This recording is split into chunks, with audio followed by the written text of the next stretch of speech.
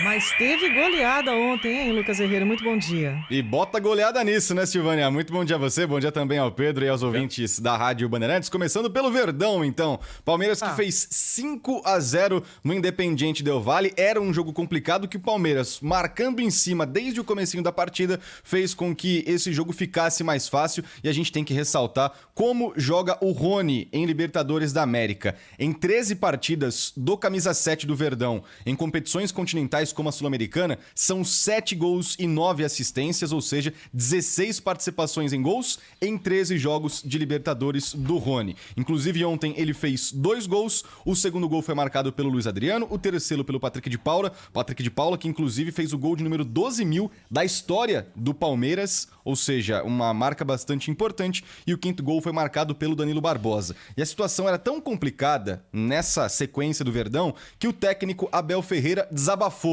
depois da partida. Disse que ano passado era "todos somos um", o lema do Verdão. Agora é outro. Vamos ouvir.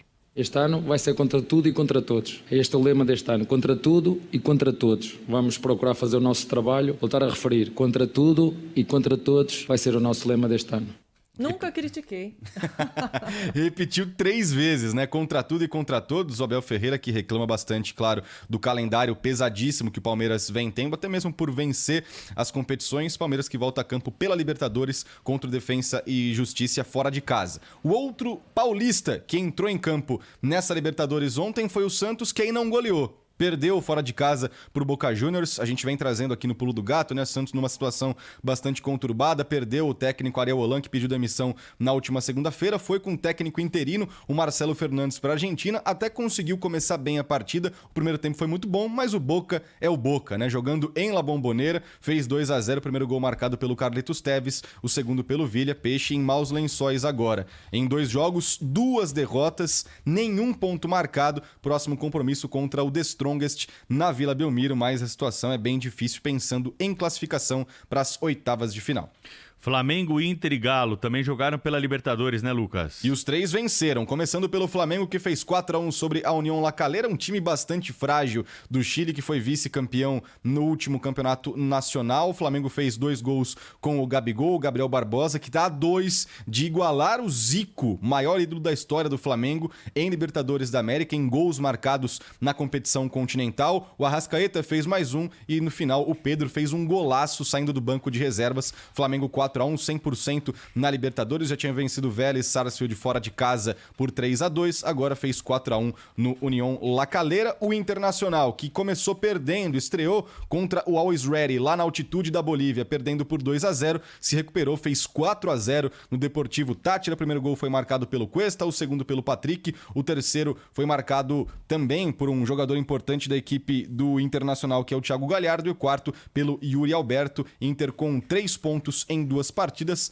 tá aí com a classificação encaminhada, pega o Olímpia em casa na próxima rodada. Para fechar esse giro de brasileiros, o Atlético Mineiro fez 2-1 para cima do América de Cali. O Hulk começou no banco de reservas, mesmo tendo reclamado do técnico Cuca, dizendo que queria uma sequência de jogos para recuperar o bom futebol, saiu do banco e em 18 minutos marcou 2 gols para a equipe do Galo. Com isso, o Atlético 2-1, começou com um empate com o Laguaira fora de casa, agora tem 4 pontos na liderança do grupo H da Libertadores. Eu tenho uma curiosidade aí a respeito do Palmeiras. O Vitor Luiz, que ontem fez uma grande partida, substituindo o Vinha, que estava cumprindo suspensão, ele tem 100% de aproveitamento em jogos na Libertadores pelo Palmeiras. Ele já disputou 10 jogos em sua carreira, todos os jogos em que ele participou foram vencidos pelo time e o time só tomou 4 gols. E a história dele é curiosa, porque ele foi rebaixado com o Botafogo na última temporada, como lateral titular do Botafogo.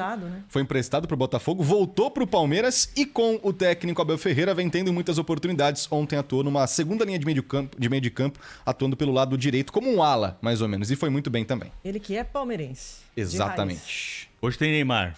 Hoje tem Ney Day, né? O chamado Ney Day.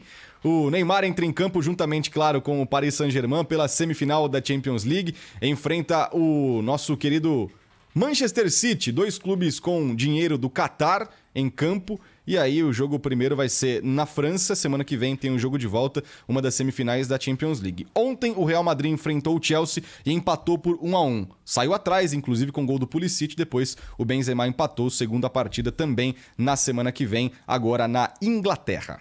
Tá aí então o Lucas Herrero trazendo pra gente essa informação. Vamos ver amanhã, a gente vai saber como é que foi o desempenho do Neymar. Tem muito ouvinte aí que quer informação sobre o Paulista. Fala assim, pô, vocês não dão informação aí sobre o Paulista, ficam falando do futebol aí no mundo, afora.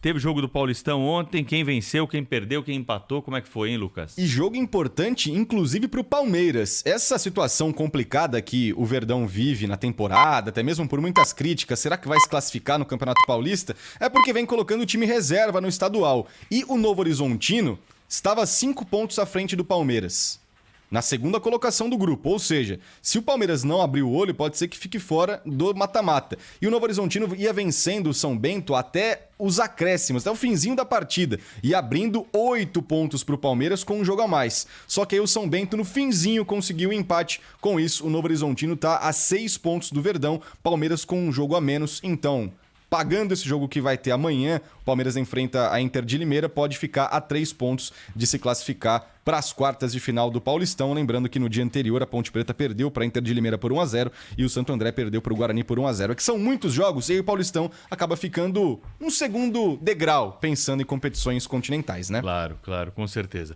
Lucas Herrero conosco aqui trazendo as notícias do esporte hoje. Valeu, Lucas, bom trabalho, hein? Valeu, Pedro, sempre um prazer. Abração, Silvânia. Beijão. Quinto sinal marcou 6 horas e 15 minutos da manhã.